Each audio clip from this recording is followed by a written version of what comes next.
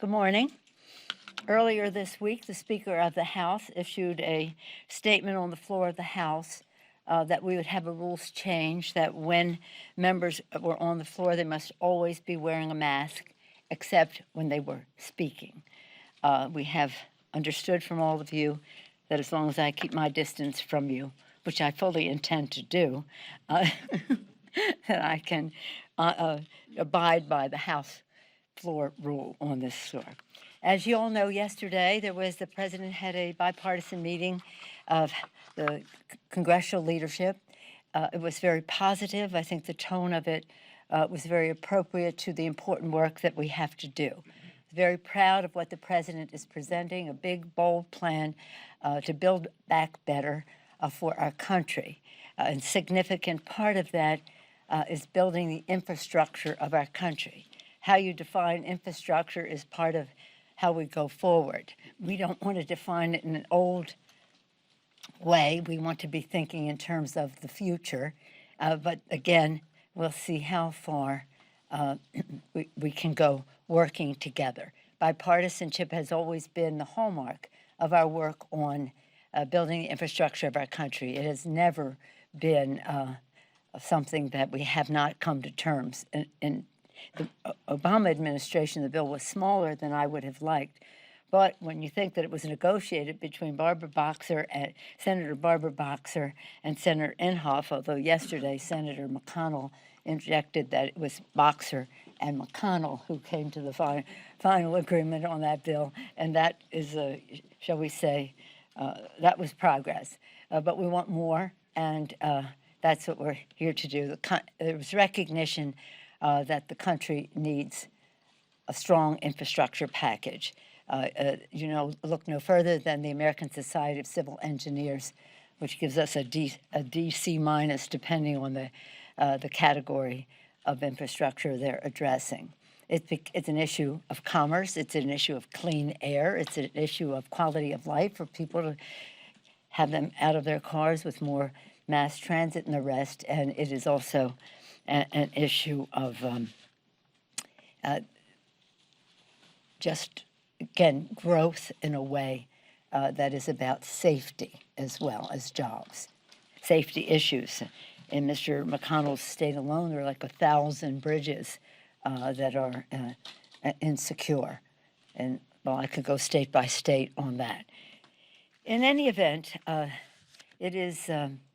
We look forward to working as much as possible in a bipartisan way, and I salute the president, as I began my comments doing, for the goal that he has set, the tone in which he has conducted the discussion, well, I won't say endless, because I'm not there for them, the series of meetings he's having with members of Congress in a bipartisan way. And I think today's meeting with the Republican senators, some of the Republican senators, once again. So he's making every attempt, and I think it is bearing fruit.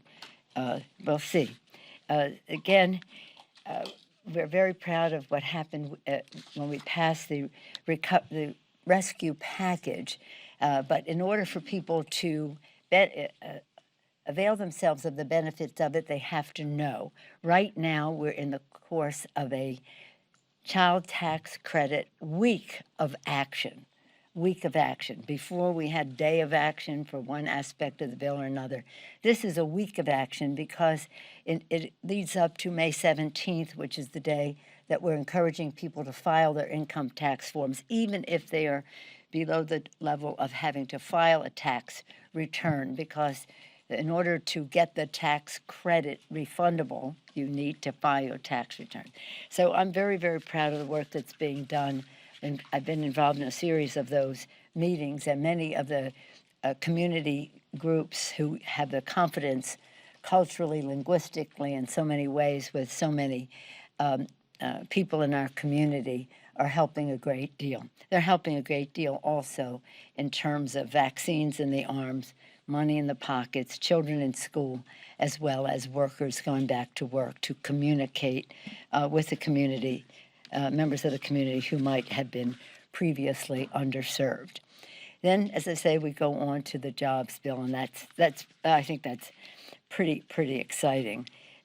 Just saying on the tax credit, since we're having child tax credit week of action, it will benefit 27 million families and cuts child poverty in half. Cuts child poverty in half, and that's kind of remarkable. So as we, again, build back better, we think that it's important for us to have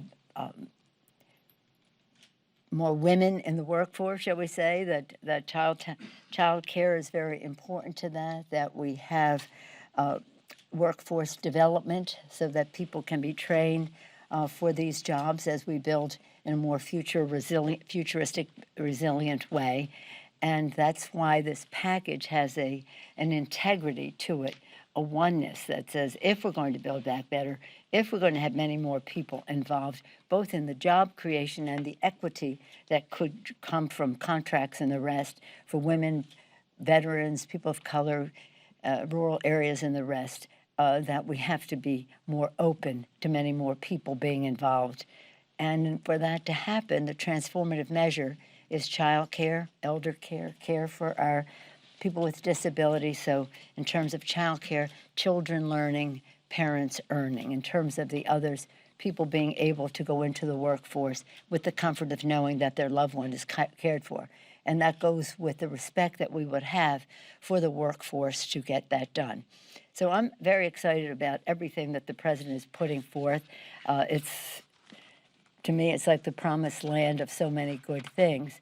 But of course, I want more. But that's the president has modulated his proposal in a way that hopefully will be as bipartisan as possible, as green as possible, and as soon as possible.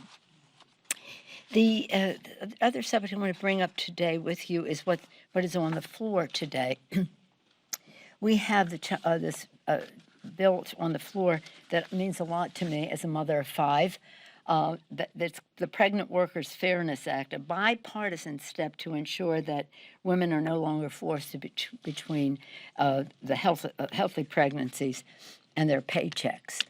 Any family members in the room know that the blessing of a child coming into the family should not be jeopardized by any heavy lifting on the job, but that's to put it simply. I'm especially pleased that it's going to be strongly bipartisan, and I'm excited about that personally as well as officially.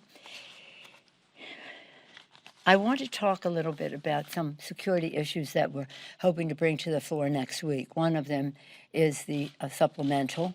Rosa DeLauro, chair of the Appropriations Committee, may be prepared to file that today. It's in the works, and that would come up in rules next week and to the floor. It's very essential that we get going with that. In my view, it's overdue, but nonetheless, it's urgently needed now.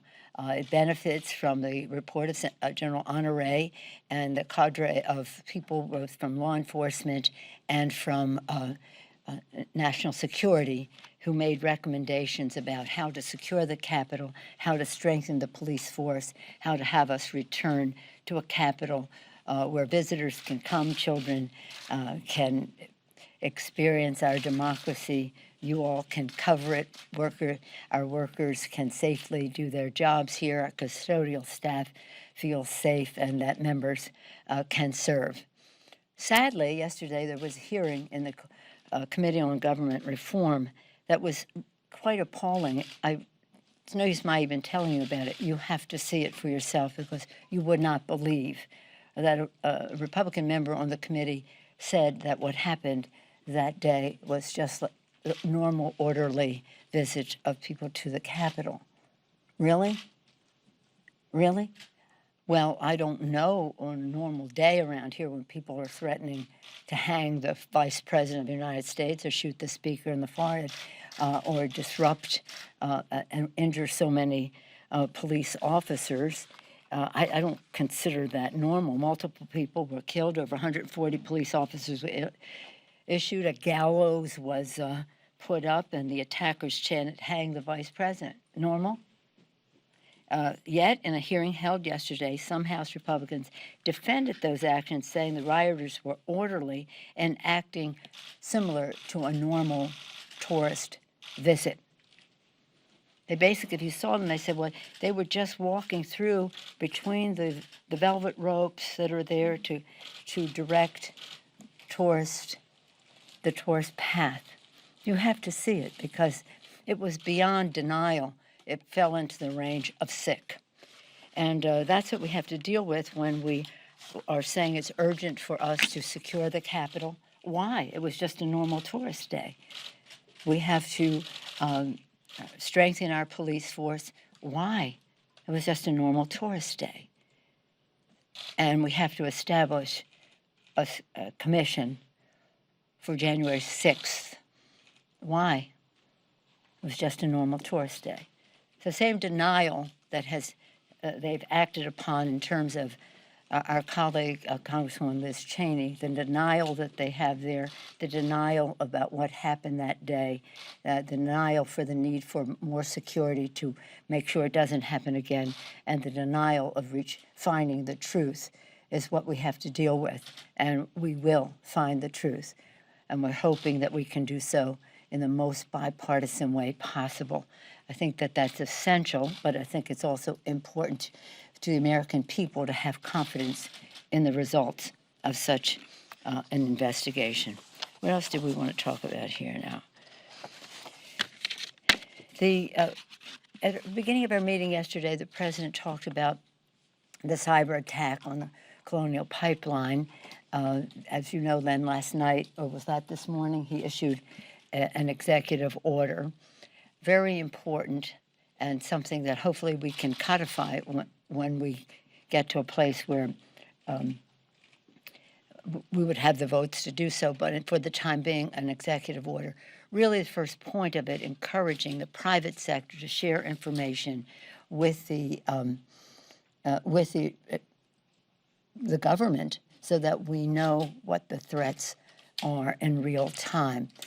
There are threats quite a bit, and they are. What happened the other day was not damaging the pipeline. It was a threat to the pipeline, but the company decided to shut it down to make sure that they could proceed. Now they have.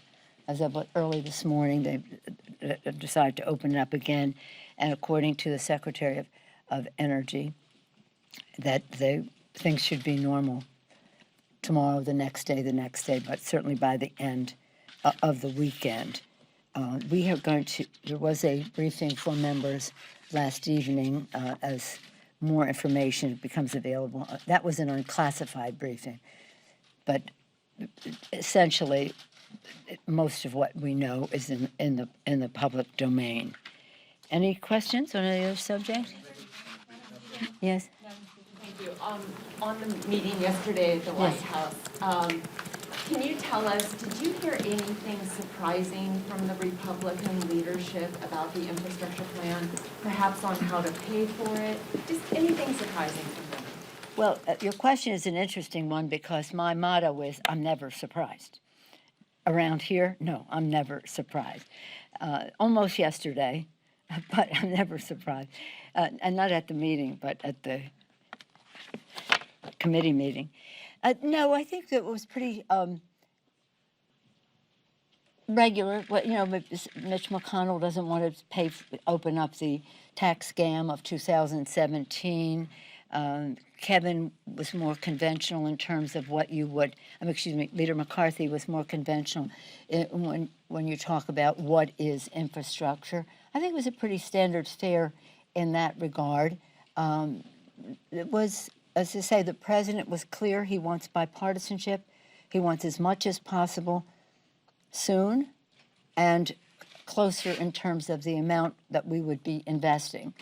And it was polite, courteous, pleasant almost. Any new pay-fors that you heard anyone lean No, into? well, the one thing that was brought up, and I mentioned this in a press event afterward yesterday, was so what other pay-fors are there? It doesn't mean the president has said nobody making under $400,000 a year is going to have his or her taxes raised, and he's consistent with that.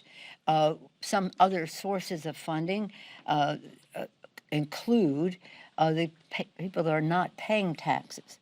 Now, we all know it's reported that 50 major corporations in our country paid no taxes last year, none, zero. But they did that by the manipulation of the laws. I mean, I'm not talking about them. They should pay more, and that's something that we have to talk about. But what the president was referencing was the people who are illegally avoiding taxes. I'm not saying ethically or morally. I'm talking about illegally avoiding taxes. And my understanding is it's at least $1 trillion. It could be $1.25 trillion, $1.5 trillion of illegally unpaid taxes in the country. So part of the answer is to beef up the IRS so they could take in those taxes, and that's a big chunk. That would go a long way. We didn't, separate from the meeting, we didn't go into it, but as you know, the chair of our Ways and Means Committee, Richie Neal, has some ideas about Build American bonds and that, but we really didn't go into that. Madam Speaker, clearly yesterday in the Oversight Committee, there were several members of the Republican conference who doubted what happened on January 6th or downplayed what happened on January 6th. Then in the evening, you had an interaction between Marjorie Taylor Greene and Alexandria Ocasio-Cortez, where MTG sort of went after her and was sort of berating her in the hallway. I'm wondering, just generally, is there a sense that your members are safe here at the Capitol? Do you have concerns about what January 6th has done to the relationships here on the Hill? It feels like things are just more contentious than they Well, have. I think that it was reported to our office about what happened as the members were leaving the floor yesterday, the verbal assault and real abuse of our colleague, Congresswoman AOC. It's so beyond the pale of anything that is in keeping with bringing honor to the House or not bringing dishonor to the House. It's so beyond the pale that you wonder, it probably is a matter for the Ethics Committee, but that's up to someone. I've always kept the leadership offices separate from any motions to take anything to ethics. But as one who served on the Ethics Committee for 7 years, 6 years is the maximum. They asked me to serve another year. That's how I paid my dues to the caucus. This is beneath the dignity of a person serving in the Congress of the United States and is a cause for trauma and fear among members, especially on the heels of an insurrection on which the minority in the committee yesterday denied ever happened. It didn't happen. I don't know if you saw last night the body camera. I think CNN had the body camera video of Officer Fanon. It is stunning. If you haven't seen that, you have to see that because it was such an abuse, battling a police officer. Now, he's a Metropolitan Police officer. I have met with him. He's trying to meet with the Republican leader. I hope that would happen. But when these people were yesterday saying they were just friendly to the police and all that, sick. There's just only one word. So this is not behavior that is, I could give you chapter and verse of many other things that they have done, that being the most recent and very egregious, and not in keeping with the behavior of a member of Congress and their own caucus. Their own caucus should exercise some discipline is not the word, respectable behavior standard for them. But it could be that this would rise to the level of an ethics complaint. Follow-up? Let me just see, yes. You talked about the pipeline earlier. Yes, yeah, and Colonial. They paid the ransom. We know there are issues larger than we thought with the DC police hack as well. Obviously, President Biden put out his executive order last night, Yes. but should these firms, and it's a question whether it's a private matter or a public matter because they serve so much of the public, should these firms be kowtowing to these terrorists to pay these ransoms, especially on the scale of what Colonial has done? And what should Congress What's do? the question? Should these firms what? What should they be paying these ransoms? No. Okay, so did you disagree with them paying the ransom today, Colonial? Well, the point is that we don't want people to think that there's money in it for them to threaten the security of a critical infrastructure in our country. I'm not, again, they made their decision, but really because of the service to the public that this is we've made drastic adjustments. We've waived the Jones Act so that ships carrying petroleum can come to certain ports in our country to keep the supply going. That's a big deal. To the extent that we know, especially in advance, what might be happening. And again, I think that we have to look to, this is, shall we say, Russian-oriented. We don't know Putin-oriented, but they don't even deny it. You know, the perpetrators of this don't even deny it. So we have a responsibility in three ways. One, security. That's the oath we take, protect and defend. This is a security issue. Two, economics. This is an economic issue, the dependence on energy, as we know people personally, but business-wise depend on that. And three, a governance issue. A governance issue. This cannot be open season for hackers who can make money off of a threat, even if they don't go as far as crippling the entity that as with Colonial, they did not. So it has to be subject to review. I don't know what the conversations were with the management of Colonial, but I do think that there is a governance role in how we protect our people and our economy from these hackers. Madam Speaker. Yes, ma'am. Madam Speaker, the President has been criticised, including by Democrats, for not doing enough to de-escalate the violence in the Middle East. There was a readout of his call yesterday with Prime Minister Netanyahu, in which he said Israel has a right to defend itself, but there was no mention, it seems, at least, of the Palestinians, nor any apparent criticism of what many see as a disproportionate response by Israel. I wonder what your reaction is to that, and could the President and the US be doing more? I think the President took the appropriate, proportionate response to it all. The fact is that we have a very close relationship with Israel, and Israel's security is a national security issue for us as our friend, a democratic country in the region, that the President has restored the money to the Palestinians, $200 million early in his administration, so there's a respect for meeting the needs of the Palestinians. But there is a Palestinian power struggle, and this is about Hamas. So I wouldn't just label it Palestinian, I would say Hamas. And Hamas is threatening the security of people in Israel. Israel has a right to defend itself. Many of our members in our caucus are great friends of Israel, but understand also that we respect the self-determination, that we want a two-state solution in the region. But that doesn't give license to Hamas to bomb Israel. Madam Speaker, on immigration, please. And immigration. Thank you. The latest Border Patrol report shows a deterioration in the border situation, more interdictions. Do you think Vice President Harris is in the best position to exert her presence there to fix things? Yeah. Well, first of all, let me just correct the record here. I don't know what aspect of the border you're talking about, but the record, the figures that came out in April showed that there was an 80% decrease of the number of children under the auspices of the Border Patrol, 6,000 something to 1,000 something.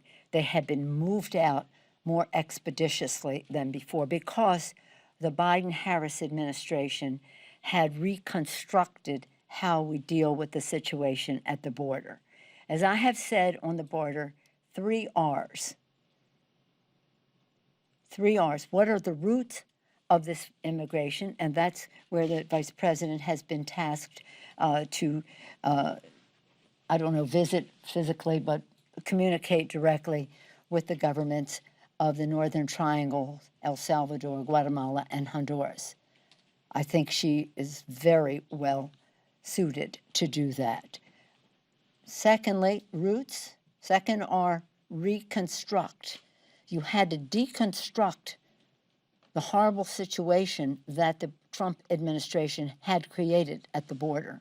Deconstruct it so you can reconstruct a better system, and they have. And the third is our friends, the refugees.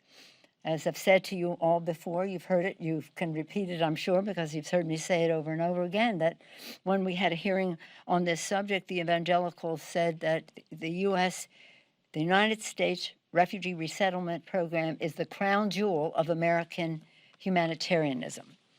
This is something now I'm pleased that the president has raised the number of people who can come into our country. Every country has a moral responsibility to help those, in fear of persecution or danger where in their home country.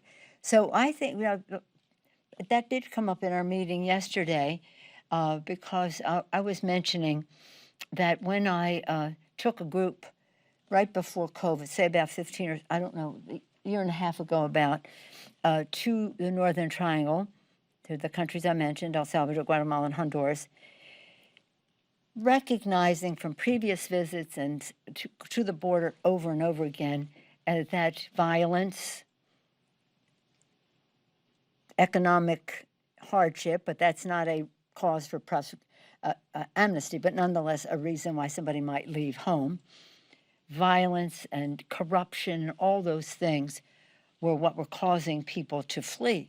But what I learned in that more recent visit was that the climate issue was having, and the drought was having such an impact on the agricultural industry there that people were lost their livelihoods, they lost their jobs, they lost their ability to farm, and not only were they losing their ability to produce food, they were hungry themselves.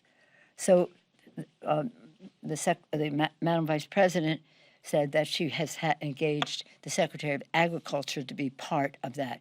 So it's Vice President, I'm so proud of her, Vice President Harris, but with the resources of the Biden-Harris administration.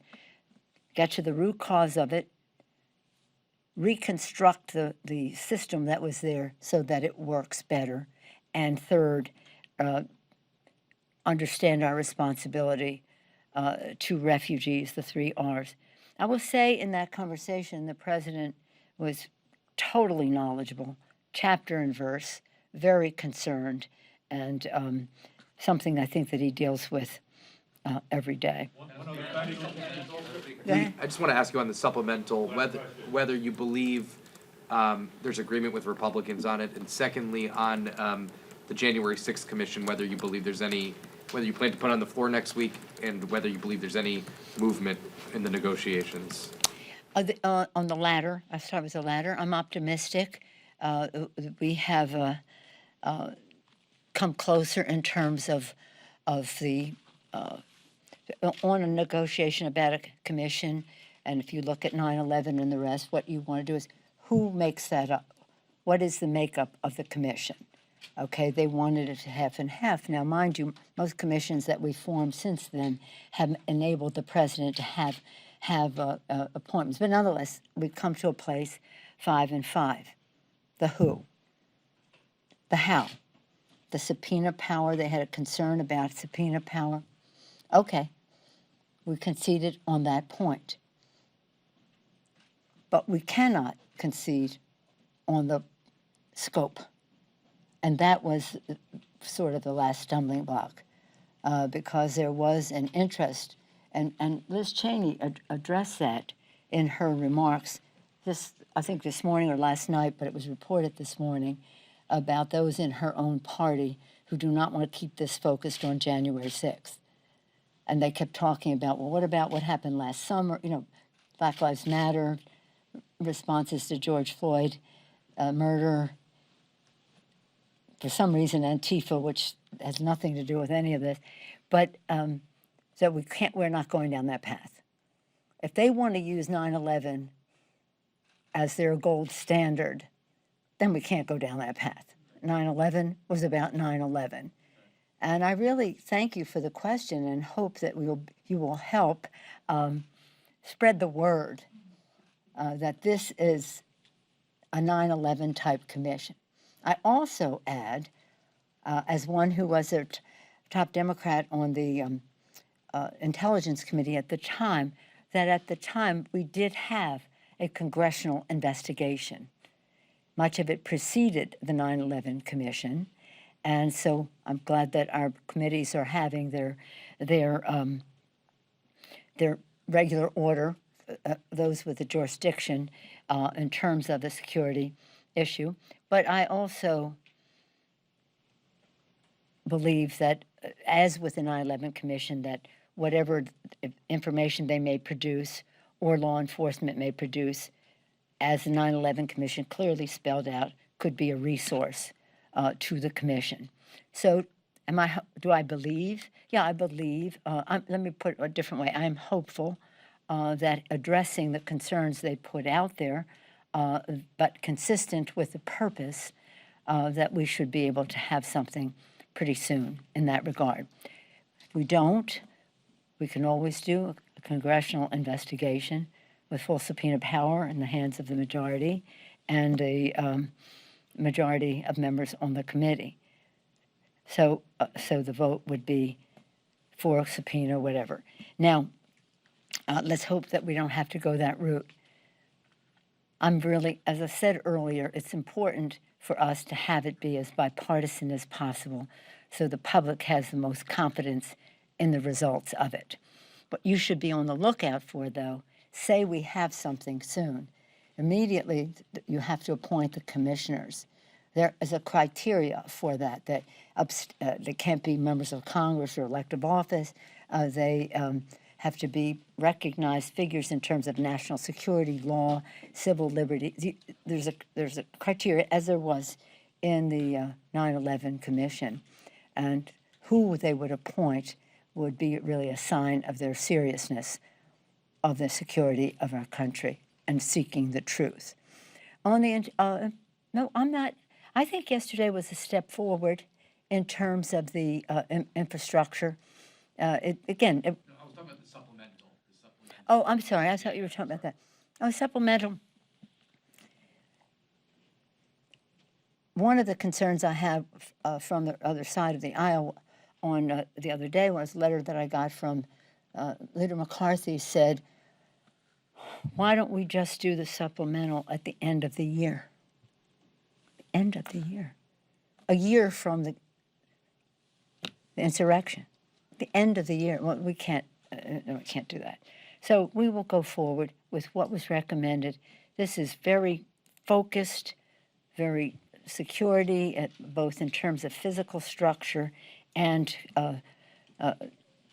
strengthening the police force and the rest, based on what we've heard from General Honore and, as I said before, the national security and law enforcement experts that were on his team, as well as what we've heard from the inspectors general in some of the hearings. So this is now there are those who want to put this, that, and the other thing on there, and that we think it just has to be focused on its purpose, which is June 6th. I'm sorry, I thought you were talking about the other thing. Thank you. Follow on, Liz Cheney. Just about the U.S. archbishops and the bishops' conference doesn't want to give any money or doesn't want to allow you to receive communion.